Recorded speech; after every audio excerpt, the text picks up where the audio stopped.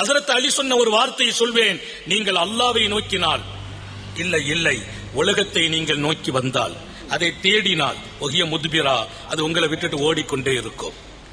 அது உங்களை விட்டுடும், அது ஓடிட்டே போகும். அதை நீங்க துரத்தணும், கையில கிடைக்காது.